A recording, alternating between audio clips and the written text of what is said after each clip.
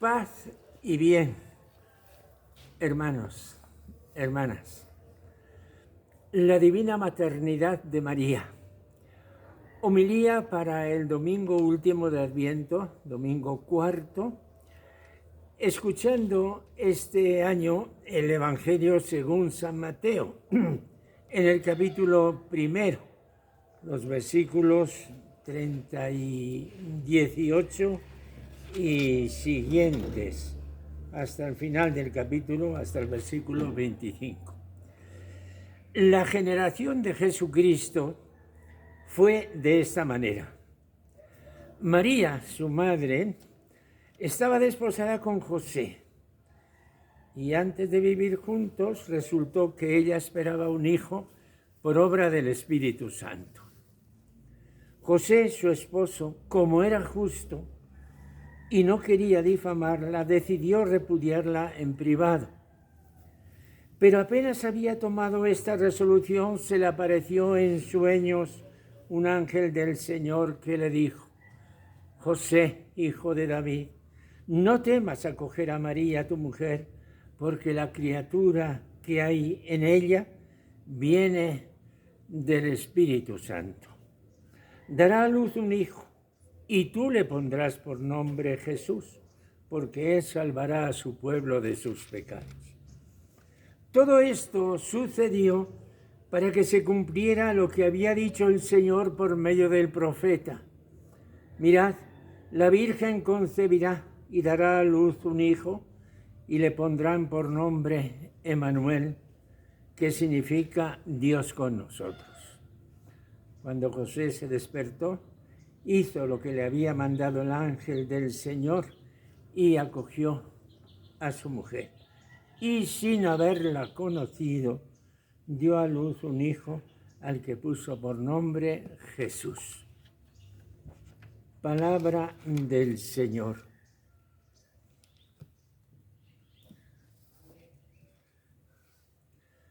Hermanos, el Adviento del Señor, como ya lo venimos repitiendo, está presente tres figuras de la Santa Escritura: Isaías, San Juan Bautista y la Virgen, Madre del Señor, que espera el nacimiento de su Hijo. Pero la Virgen en Adviento ocupa un puesto excepcional, de tal forma que habría que sacarla en rigor de este trío sagrado. La encarnación del Hijo de Dios, que va a culminar en la muerte y resurrección de Jesús, es el misterio central de nuestra fe, misterio que excede en absoluto todas las explicaciones que nosotros podemos dar. Nosotros lo recibimos con amor, con agradecimiento, con adoración, como misterio de vida que transforma y diviniza nuestra propia vida. San Ignacio de Antioquía, que de Siria fue traído preso a Roma y fue devorado por las fieras en el Coliseo romano, se calcula que esto ocurrió en el año 110 o sobre el año 110, fue escribiendo en su carta, en su viaje a Roma, diversas cartas a las iglesias que salieron a recibirlo, porque su fama se había extendido. Y escribiendo a la iglesia de Éfeso, les dijo estas frases: al príncipe de este mundo le ha sido ocultada la virginidad de María y su alumbramiento, al igual que la muerte del Señor. Tres misterios sonoros que fueron realizados en el silencio de Dios. Hermanos, si estos misterios fueron realizados en el silencio de Dios, es que nosotros los podemos escribir, los podemos anunciar. Cuidado con esta observación que les acabo de hacer para entender rigurosamente las palabras del Santo Evangelio. Hoy nos acercamos al misterio de la concepción de Jesús. Este hecho es un hecho y es un misterio. Nos interesa el hecho y nos interesa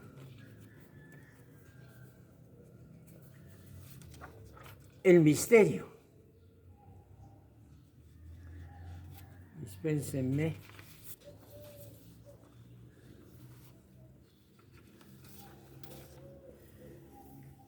Pero los evangelios no van a satisfacer nuestra curiosidad, sino que nos van a anunciar los misterios de la fe.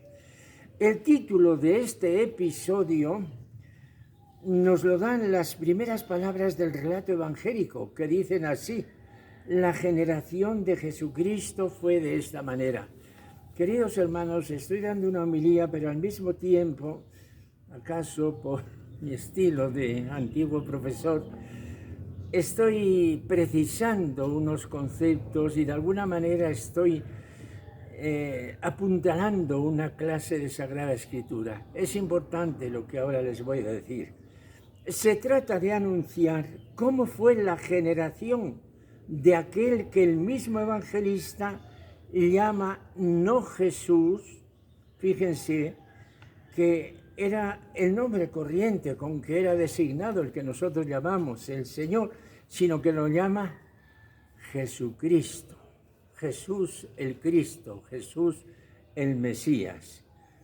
Y a José lo llama hijo de David. Estamos en unos parámetros de comprensión espiritual de la generación de Jesús. Inmediatamente dice el texto que su madre era María. No dice en ningún momento que fuera José.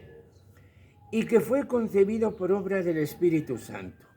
Estas son las verdades centrales que el evangelista nos las entrega, diciendo que así se cumplía lo que las Escrituras habían anunciado.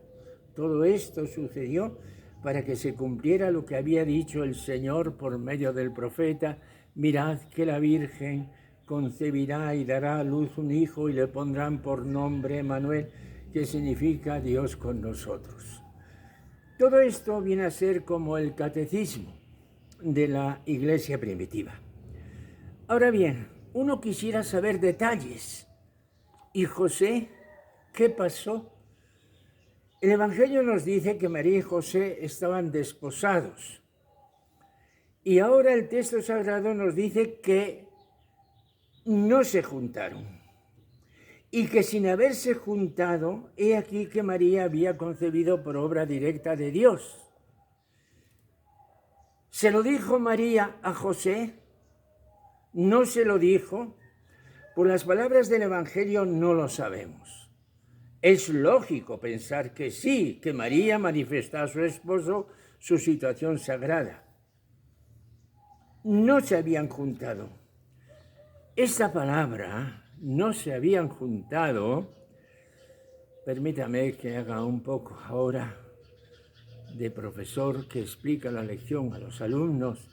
Esta palabra, no se habían juntado, en la lengua griega, que es la lengua en que se escribieron los evangelios, puede significar dos cosas: o juntarse maritalmente como marido y mujer, o vivir juntos bajo un mismo techo.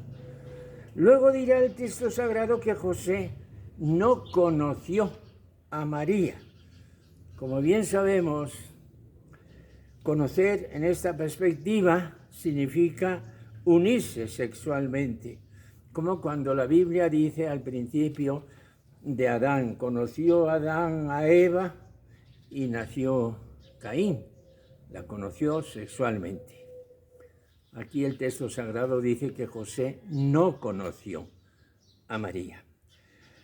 Los que han estudiado las costumbres judías nos informan de que el matrimonio judío se verificaba en dos fases: la etapa de los esponsales y la etapa de la convivencia definitiva, bajo el mismo techo. En la primera etapa, los dos que se habían prometido y firmado el matrimonio vivían por separado en sus casas respectivas. Y en la segunda etapa comenzaba el matrimonio de hecho.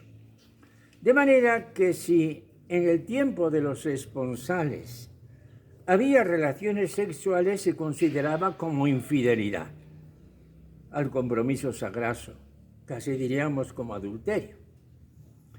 Si nosotros queremos acomodar el texto a aquellas costumbres judías, resultaría que Jesús habría nacido en el tiempo ilegítimo, en el tiempo de los esponsales, pero en rigor, ni en este pasaje, ni ninguno del Evangelio nos da derecho a pensar que Jesús hubiese venido al mundo en tiempo ilegítimo.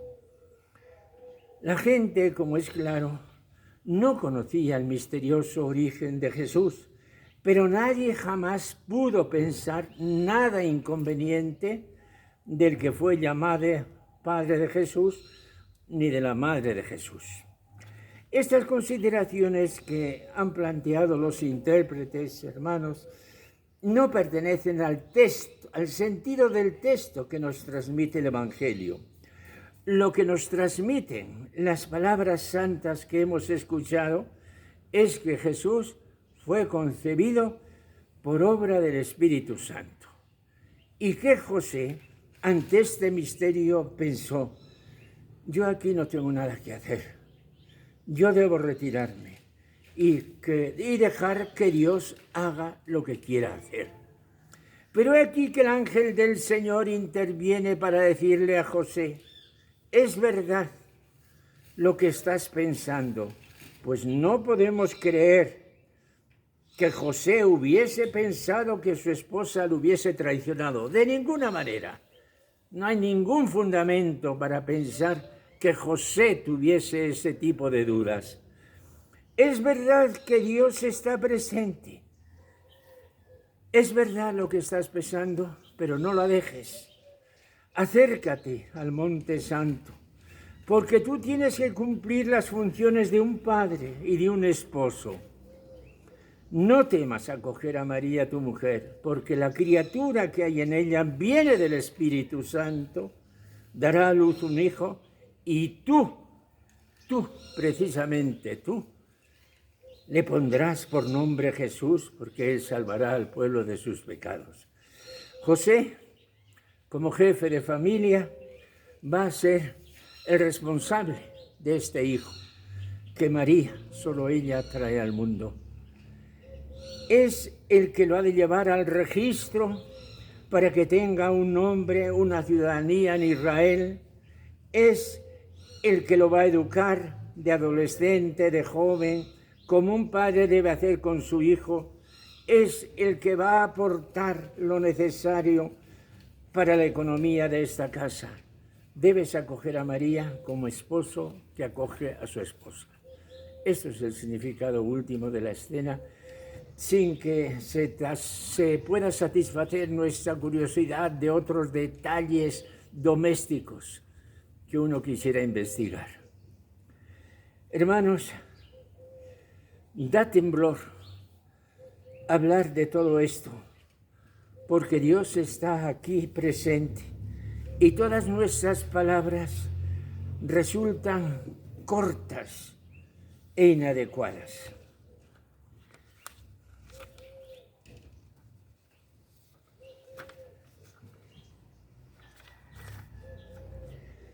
Pero lo importante es lo que nos detengamos en el sublime misterio de la Virgen María. Por eso, hermanos, he querido titular esta homilía La Divina Maternidad de María. ¿Cómo una mujer que es una criatura, cómo una mujer puede ser la madre del Hijo de Dios?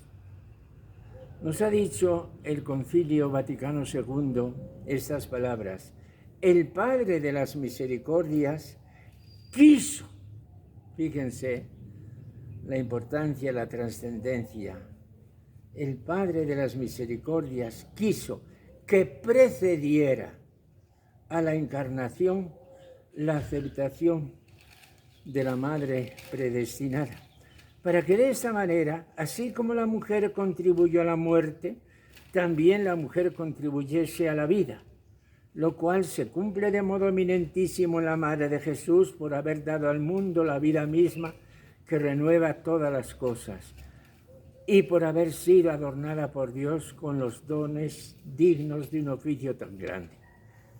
Una criatura, lo mismo siendo hombre que mujer, tiene una voluntad cambiante. Puede decir sí, puede decir no. Pero Dios quiere salvarnos absolutamente de un modo irrepetible, de un modo formal y total. Quiere salvarnos por la encarnación de su Hijo. Y quiere que a esta encarnación preceda el consentimiento libre de una mujer, de una criatura falible. Y esto es lo que hizo y dijo María. Su dignidad, su belleza, no tiene igual en nadie.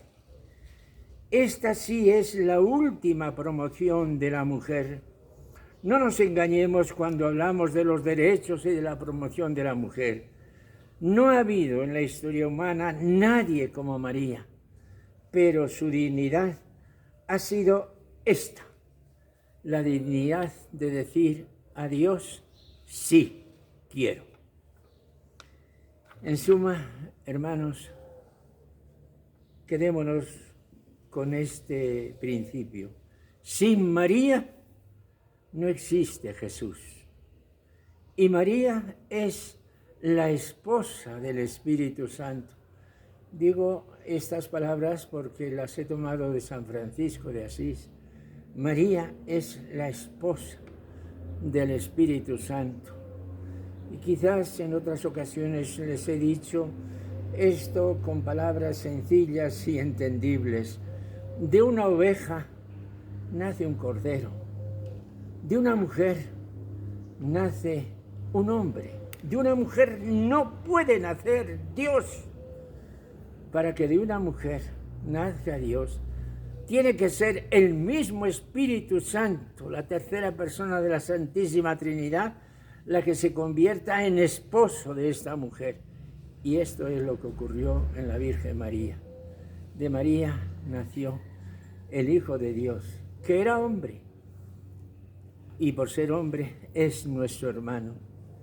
Mis queridos hermanos, les he dicho que da temblor hablar de estas cosas, porque son misterios que nos exceden totalmente, pero son misterios en los cuales nosotros estamos implicados.